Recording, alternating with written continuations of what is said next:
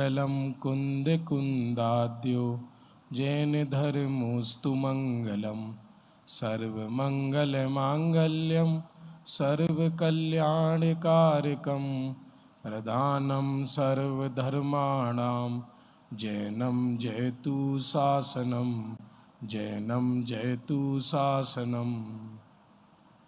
अभी भी पीछे कुछ बहनें खड़ी हैं, बहनों से निवेदन है बात ना करें, वो क्या स्वाध्याय में मन नहीं लगेगा फिर, और जिन्हें बात करना है वो बाहर करें।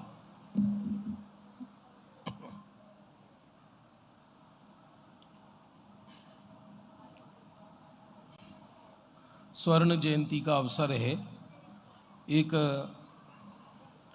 आधा घंटा एक बहुत अच्छा विषय हम ले रहे हैं यहाँ पर, और थोड़ा आप सरक कर जो बैठेंगे तो अच्छा लगेगा वक्ता को। पीछे जो बहनें बैठी हैं वो आगे फिल करके बैठें, आगे आ जाइए आप, पीछे वाली जो बहनें हैं आगे आ जाइए। और ऐसी पुरुष वर्ग में जो लोग पीछे बैठे हैं वो आगे बैठ जाएं।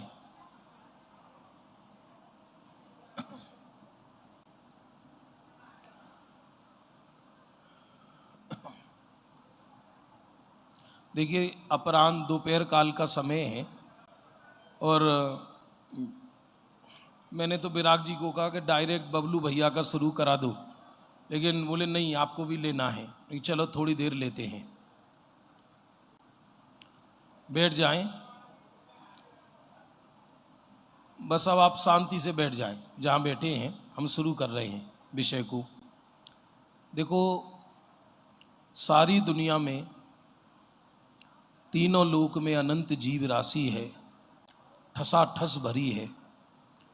व्यक्ति धर्म के नाम पे या कर्म के नाम पर चारों तरफ भागता फिरता है। टोडरमल जी ने मोक्ष मार्ग प्रकाशक ग्रंथ में लिखा, जिसे पूर्व जन्म और अगले जन्म का विश्वास नहीं है वो धर्म पालन नहीं कर सकता, न निश्चय न व्यवहार। क्योंकि जिसको यही विश्वास नहीं है कि मैं कहीं से आया हूँ और कहीं जाऊँगा, तो धर्म नाम की चीज़ का सेवन नहीं कर सकता। सारी दुनिया प्रातः काल से उठकर रात्रि को सोते समय तक, यहाँ तक कि सोने के समय भी दुनिया का हर प्राणी हाय हाय कर रहा है, भाग रहा है, पंचेंद्रीय विषयों को प्राप्त करना चाहता है, जड़ के पीछे भाग रहा है। मूर्ख हो, पंडित हो, पढ़ा लिखा हो, अनपढ़ हो, डॉक्टर हो, इंजीनियर हो, कोई हो, जिसे देखो उसे। मैंने तो जब से होश संभाला है, कहीं किसी को देखकर ऐसा संतोष नहीं लगा कि इनके चरणों में अपना मस्तक रख दो। गुरुदेव तो हमने देखे नहीं, क्योंकि हमारा जन्म तो 75 का है, और गुरुदेव का जो स्वर्गवास हो गया था वो शायद 80 में हुआ था। तो अभी एक सामान्य विषय है कि जब तक व्यक्ति को ये समझ में नहीं आएगा कि मैं जिसमें दिमाग मारता हूँ सुबह से शाम तक वो मेरे बस में नहीं है, वो भाग्य के वश है। फिर से सुनना, जो चीज़ भाग्य के वश है उसमें हम दिन रात पुरुषार्थ करते हैं, और जो स्वयं मेरे वश है उसको हम भाग्य के भरोसे छोड़ते हैं। यानी जो कार्य पुरुषार्थ से होता है उसको हम भाग्य पर छोड़ते हैं, और जो कार्य भाग्य से होता है उसमें हम दिन रात पुरुषार्थ करते हैं। इसलिए हमारा दिमाग कभी ठंडा नहीं रहता, शीतल नहीं रहता, और ठंडा शीतल ना रहने के कारण जो उपयोग परिणाम आत्मा में लगना चाहिए वो नहीं लग पाता। तो एक मक्खन लाल जी हुए हैं, अभी अभी विचार आया मेरा, पहले मैं गाथा ले रहा था लेकिन समय काफ़ी हो गया था, लोग भोजन करके आए हैं और प्रवचन सुन रहे हैं, ये भी बहुत बड़ा पुरुषार्थ का काम है। वैसे मुनिराज तो भोजन के बाद सामायिक करते हैं, ग्रंथों में लिखा है, लेकिन हम यहाँ शास्त्र श्रवण कर रहे हैं, ये कोई मैं उपदेश दे रहा हूँ ऐसा मत समझना, ये बात मेरे लिए भी लागू होती है, इंक्लूड मी।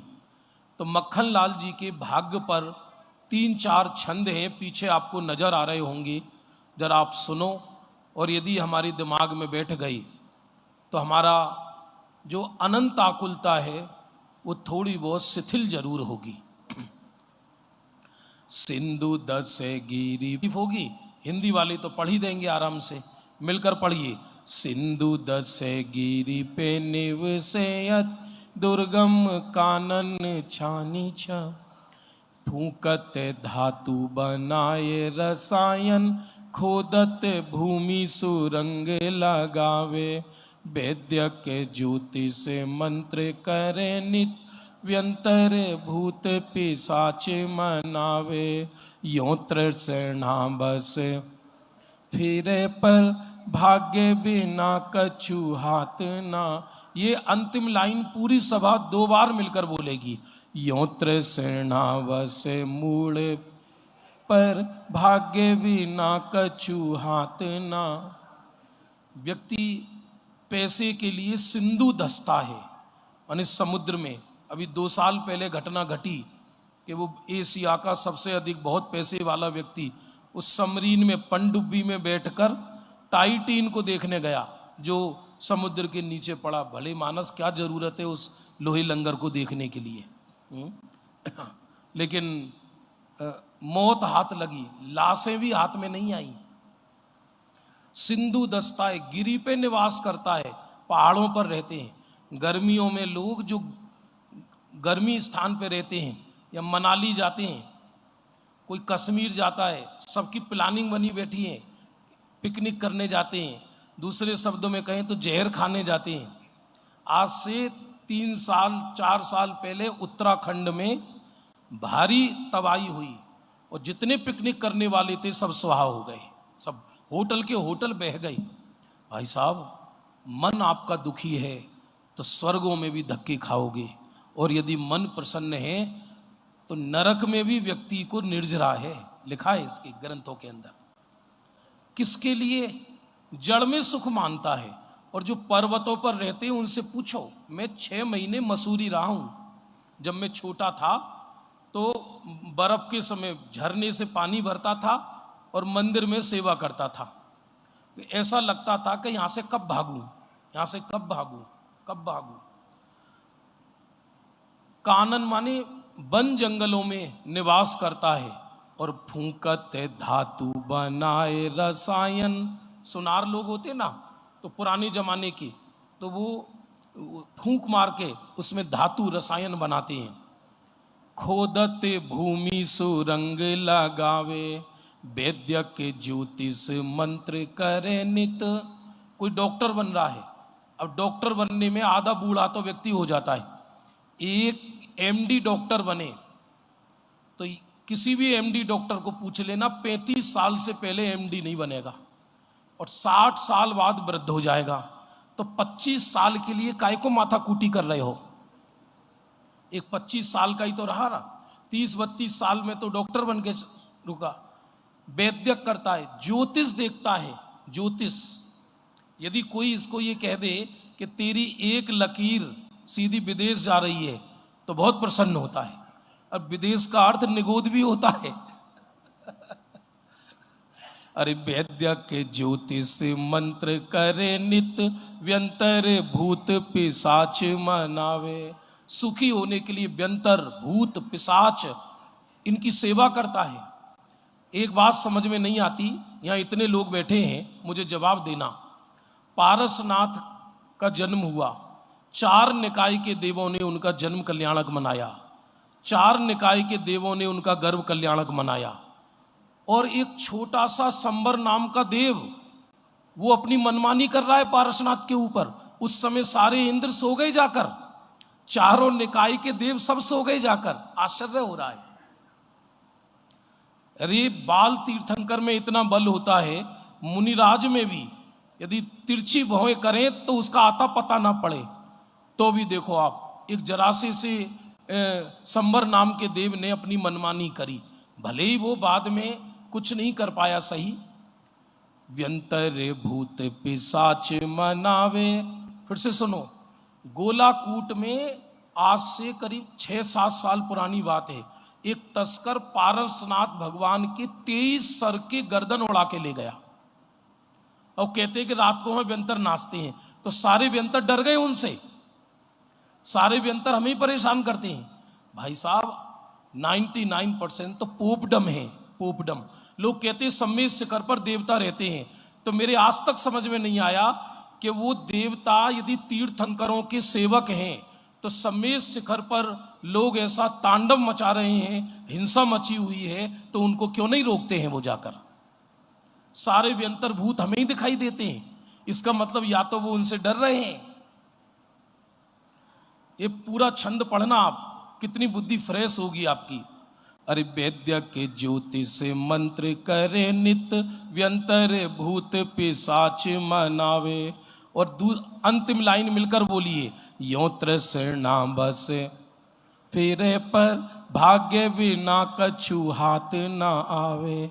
यों तृष्णा बस मूल पर भाग्य बिना कछु हाथ ना आवे।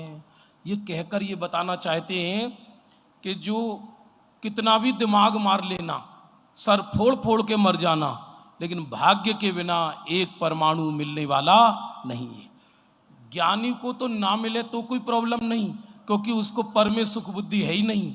मिल भी जाए तो उसको भेद विज्ञान बरतता है उसको। और देखो, मात पिता सुत नारी सहोदर, छोड़ विदेश कमावन जावे। बोलिए, मात पिता छोड़ विदेश कमावन। अभी आवाज नहीं आ रही सबकी, ऐसा लग रहा है चेहरे पे आपकी बाटी घूम रही अरे मात पिता सुत नारी सहोदर, छोड़ विदेश कमावन। माता को, पिता को, नारी को, जिन माता पिता ने जन्म दिया उनको बड़ी मुश्किल से तो एक संतान का मुख देखा। उस संतान को प्राप्त करने के लिए कितनी जगह चद्दर चढ़ाई, कितनी जगह दीपक जलाए, कितनी जगह माथा ठोका अपना, और बड़ी मुश्किल से एक पुत्र मिला। और वो भी कहाँ भेज दिया? पैसे कमाने के लिए विदेश भेज दिया। मेरे एक बात समझ में नहीं आती, पुत्र सुख माँ और पिता को उसके विदेश में रहने से कैसे मिल सकता है? माता पिता को वो तो परदेश रहता है। केवल एक मेंटली सुख तो है। और ऐसा भी हो सकता है कि जिस समय माता पिता का देह छूटे, वो नौकर जिस पे प्रेम नहीं उमड़ता सेठ जी को, वो उसकी चिता को आग लगाए। और हो सकता है जिसको सब कुछ सौंपने की तैयारी है, वो चिता में आग लगाने के लिए भी नहीं आए। किसके लिए घूमता है व्यक्ति? जो भाग्य से मिलेगा। अरे मात पिता सुत नारी सहोदर, छोड़ विदेश कमावन जावे। हम तो खैर विद्वान हैं, कोई हमने लौकिक शिक्षा वैसी अंगीकार नहीं करी। फिर भी मुझे एक व्यक्ति दुबई के हैं, मेरे से बोले, संजय जी हमारे ऑफिस में आ जाओ, आप अपना पूरा धर्म करो, आप मुझे ईमानदार आदमी चाहिए, बस चेक जमा करा दो बैंक में और केवल ऑफिस मेंटेन करो, और 5 दिन काम करना है, और जितना आप सोच नहीं सकते मैं उतना आपको दूंगा। मैंने कहा, आप मेरे को सोने में भी तोलो तो भी मैं आपके देश में नहीं आऊँगा।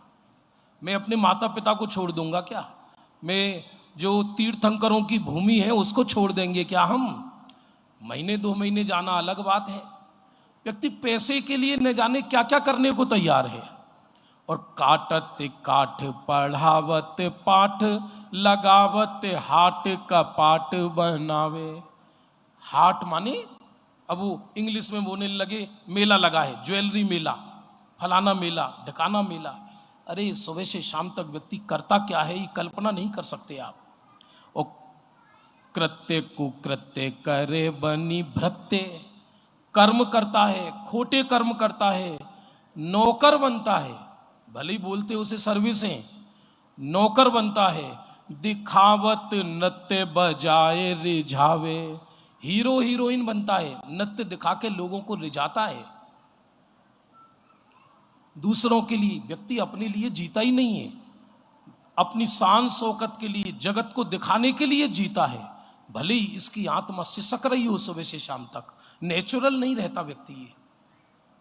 आप जानते हैं कृतांत बक्र सेनापति जब सीता को छोड़ने वन जंगल में गई तो उस दिन फूट फूट कर रोए और घुटना टेक कर सीता माता को कहा, माता यदि मैंने तुम्हारे स्वामी का नमक नहीं खाया होता तो ये कृत्य करने से पहले मर गया होता, पर आज तो मुझे ये निर्णय हो गया है, नौकर तो भगवान का होना भी श्रेष्ठ नहीं है।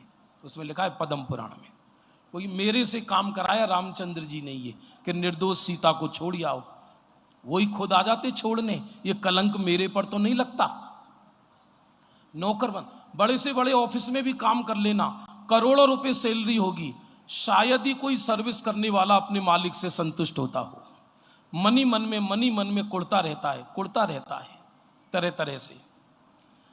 अरे कृत्य कुकृत्य करे वनी भृत्य दिखावत नृत्य बिझाए रिझावे। बोलिए अंतिम लाइन, योत्र सेना बस पर भाग्य बिना कछु हाथ न आवे। योत्र सेना बस मूड फेरे पर भाग्य बिना कछु हाथ न आवे। शंभू कुमार ने 12 वर्ष तक खड्ग हास तलवार की सिद्धि के लिए वन जंगल में तप किया, हद हो गई। और जब तलवार सिद्ध हुई तो ध्यान मुद्रा भंग नहीं हुई और ऐसे ही बैठे रहे। इधर से राम लक्ष्मण सीता विहार करते हुए जा रहे थे वनवास पर। लक्ष्मण जी ने चमकती हुई तलवार देखी, उन्होंने सोचा ये कुदरत ने दी है, इसको ले लो तलवार को। तो उन्होंने तलवार को पकड़ा। तलवार की स्वामिनी बोली, आज से मैं आपकी हुई, स्वामी मुझे आदेश दो, तुम्हें क्या चाहिए।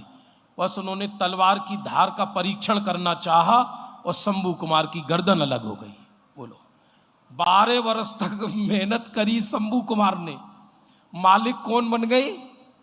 लक्ष्मण मालिक बन गए। ये दुनिया में संयोगों में अपना बस नहीं चलता। एक खेमचंद भाई का बोल है, खेमचंद भाई का नाम तो सुना होगा ना। इस शिविर में उसे आप इस स्वर्ण जयंती में गले में मंगल सूत्र की तरह पहनकर जाओ। मैं बोल रहा हूं, आप रिपीट करना। संयोग भाग्याधीन होते हैं। मिलकर बोलो, क्या कहा? पीछे से आवाज नहीं आ रही इतनी मिठाई खाने के बाद भी। संयोग भाग्याधीन होते हैं, परिणाम योग्यता के अधीन होते हैं, सुख दुख मोह के अधीन होते हैं। माने मैं कितना सुखी जितना मोह का अभाव हुआ, मैं कितना दुखी जितना मोह का सद्भाव है। अरे सोने की लंका में भी मंदोदरी दुखी थी क्योंकि पति व्यभिचारी है। अब रावण की 18,000 रानियां और मंदोदरी पटरानी राजा मय की पुत्री, और रावण डेली सज धज के जाए और मंदोदरी के प्राण निकले। बोलो, बनना है लंका की पटरानी जिसको अपने पति के दुख दूर करने के लिए यह कहना पड़े कि हे स्वामी तुम तो बहरूपिया हो, तुम्हें यदि सीता चाहिए तो तुम राम का वेश बना लो। और अकेले में आके फूट फूट के रोती थी। और ऐसा लिखा कि वो मंदोदरी अपने भाग्य को कोसती थी और कहती थी, किस अशुभ घड़ी में मेरे पिता ने इनसे विवाह किया, इससे तो मैं आर्य का बन जाती तो अच्छा था, इससे तो मैं वन जंगल में प्रवेश कर जाती तो अच्छा था। उस सोने की लंका मंदोदरी को सुख देती थी या नहीं देती थी? बोलो जल्दी। घर में 4 किलो सोने की ईंट रखी है। आजकल तो जिन पे ज्यादा धन दौलत है वो ज्यादा परेशान हैं। आप एक लिस्ट बनाओ, मैं बिल्कुल धरातल पर बात कर रहा हूं। आज तक आपने कभी नहीं सुना होगा किसी भिखारी ने आत्महत्या कर ली। एक आत्महत्या करने वालों की लिस्ट बनाओ आप, तो उसमें हाई स्टैंडर्ड वाले लोग ज्यादा मिलेंगे। एक भी भिखारी ने कहीं अखबार में मिला हो कि किसी ने आत्महत्या कर ली तो बता दो। मैं जब 7th क्लास में पढ़ता था तो मैंने अखबार में पढ़ा दिव्या भारती ने आत्महत्या कर ली। बड़े बड़े हीरो फिल्म पिट जाए तो आत्महत्या कर लें, गजब हो गया भैया।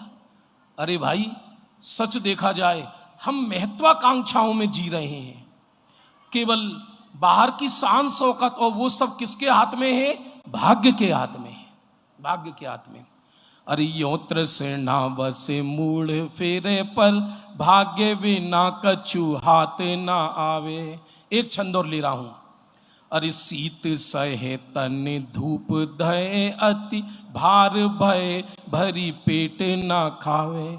देखकर बोलिए जरा मिलकर, शीत सहे दहे अति, भार भय भरी पेट न। बताओ क्या करें? सुबह का घर से निकलता है 9 बजे 8 बजे, कई लोग तो दुकान पर ही बैठते हैं और दुकान पे बोर्ड लगा के लगते हैं डे एंड नाइट सर्विस। अब उनका भाग्य फूट गया, 24 घंटे दुकान पे ही रहेंगे। सर्दी सहता है, धूप सहता है, भार वहन करता है और भर पेट नहीं खाता। कई लोग चिड़चिड़े होते हैं, पुरुष वर्गों की बात बता रहा हूं मैं। और दुकान पर बहुत भीड़ लगी है, ग्राहक आ रहे हैं, उनकी पत्नी या बच्चे बोले पापा पापा खाना खा लो, मम्मी बुला रही है कि तेरी अम्मा को कुछ काम है या नहीं काम है। खाना खाते तो डेली हैं, खाते तो डेली। अरे तुम किस लिए कमा रहे हो तो बताओ। भर पेट नहीं खाता। 2 तरह के पुण्य होते हैं, फिर से सुनना। एक पापानुबंधी पुण्य, एक पुण्यानुबंधी पुण्य। तो जिस पुण्य के उदय में जीव फिर से पाप का फल भोगे, है पुण्य का उदय लेकिन उसको भोगेगा तो पाप का फल भोगेगा, वो पापानुबंधी पुण्य कहलाता है। और वो पुण्य हो सकता है हमसे अधिक कुत्तों के हो। और वो घर में मालिक बन के बैठा है कुत्ता, कुत्तों की मसाज हो रही है, कुत्तों की मालिश हो रही है, कुत्तों को बिस्कुट खिलाया जा रहा है, कुत्तों को नहलाया जा रहा है, और मालिक धूप ताप में बेचारा भागा फिर रहा है। बोलो आप क्या करें? अरे शीत सहे तन धूप दहे, अति भार भय भरी पेट न खावे। अब आगे सुनो, ये हम पर भी लागू हो रहा है। देश विदेश फेरे धरी भेष, महेश बनो उपदेश सुनावे। विदेश गए भैया, वो विदेश गए, वो विदेश नहीं हो गया जहन्नुम हो गया। माने ऐसी कौन सी बात हो गई कि विदेश गए? क्या धरा है इस बात में? क्या रखा है इसमें? विदेश गए? आप साइकोलॉजिकल सोचिए, धरती तो एक ही है ना। हमारे लिए वो विदेश है, उनके लिए ये विदेश है। देश विदेश फेरे धरी भेष, महेश बनो उपदेश सुनावे। महेश बन के उपदेश सुना रहा है जगत को। क्या रखा है इसमें? आप जानते हो, यदि करुणा पूर्वक उपदेश नहीं है और अपने जीवन में वो उपदेश नहीं है, तो वो अपने को भी छलना है और दूसरे को भी छलना है, देखा जाए तो। अरे पाचक बाचक याचक नाचक, गायक नायक रूप बनावे। कभी नायक बनता है, कभी गायक बनता है। इतना बढ़िया छंद है ये चारों।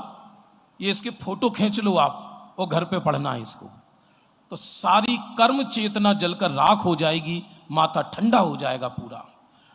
अरे पीर फकीर बजीर बने, तकदीर बिना कछु हाथ ना आवे। मिलकर बोलिए, पीर फकीर। पीछे से आवाज नहीं आ रही।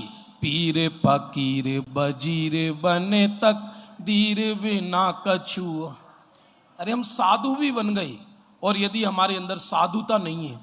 हरिवंश पुराण में एग्जाम्पल आता है, एक क्षुल्लक महोदय अब समाज में थे, तो समाज की दृष्टि से रहते थे। तो अंतिम समय लोगों ने कहा समाधि ले लो, समाधि ले लो, समाधि ले लो। हमारी तो वैसे ही समाधि हो रही है, तुम जबरदस्ती समाधि दिए जा रहे हो। हुआ क्या कि परिणाम तो खाने पीने में पड़े हुए। अपने निहाल भाई सौगानी जी ने लिखा है, अंतिम समय उस चीज की रुचि हो जाती है जिसकी रुचि हमारी सारी जिंदगी में पड़ी हुई थी।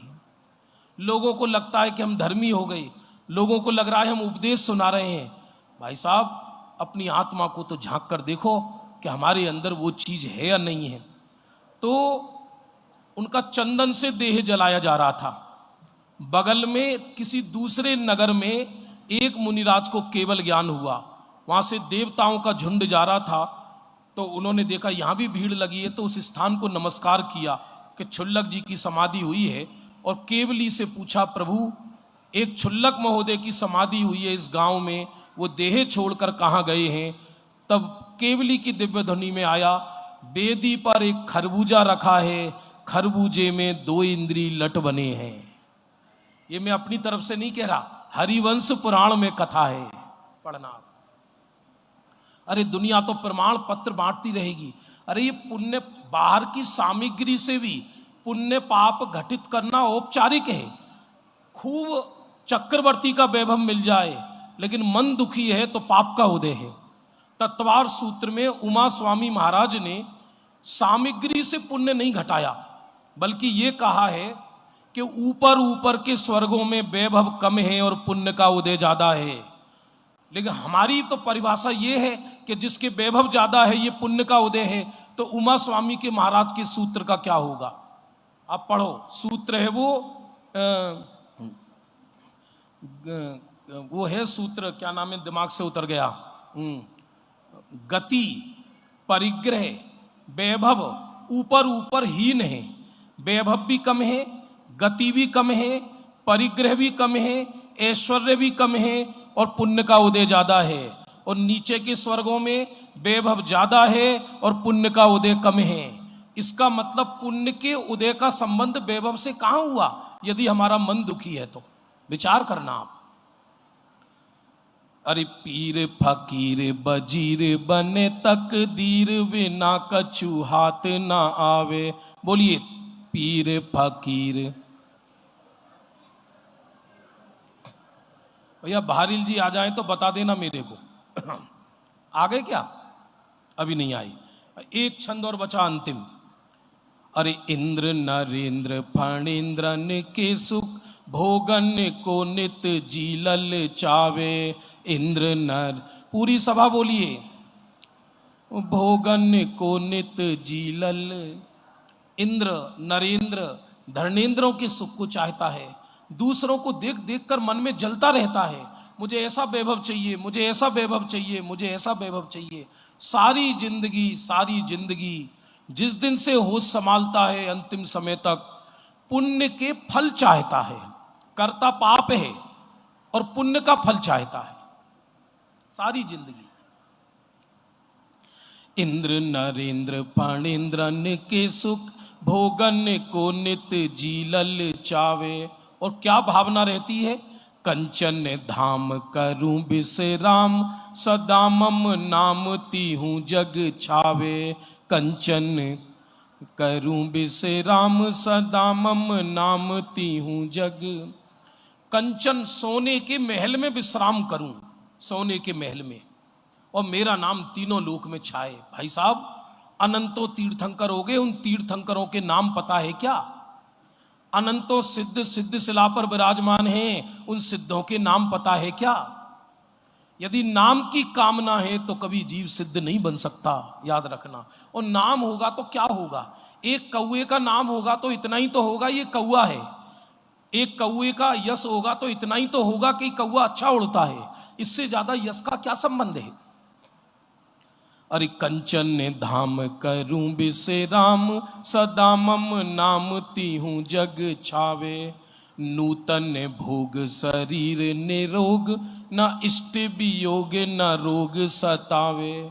नए नए भोग मिले, निरोगी शरीर रहे, इष्ट का वियोग ना हो, मेरे को रोग न सतावे। अभी आया था 2-3 दिन पहले पवन सिंह माने वो सबसे बड़े हार्ट सर्जन इंडिया के, और वो जॉगिंग कर रहे थे, जॉगिंग करते करते उनको अटैक आ गया। अरे यों दिन रात विचार करे, पर भाग्य बिना कछु हाथ न आवे। बोलिए, यों दिन। आपकी लाइन इसलिए तेज नहीं आ रही, आपको ऐसा लग रहा है कौन भाग्य में तो पुरुषार्थ से लूंगा।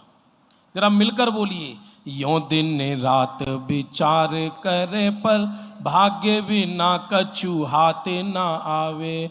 यों दिन रात विचार करे, पर भाग्य बिना कछु हाथ न आवे।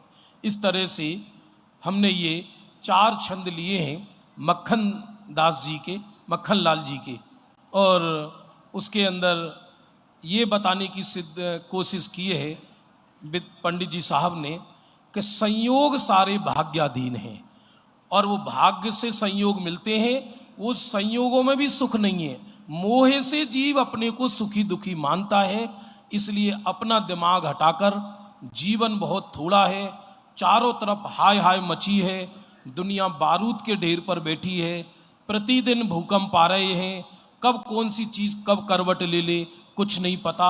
हमको हर समय आत्मस्थ रहकर जीवन जीना चाहिए, जिससे कि अपना देह समाधि पूर्वक छूटे और अपन अल्पकाल में निर्वाण को प्राप्त हो। इसी भावना के साथ अभी की बात में समाप्त करता हूं।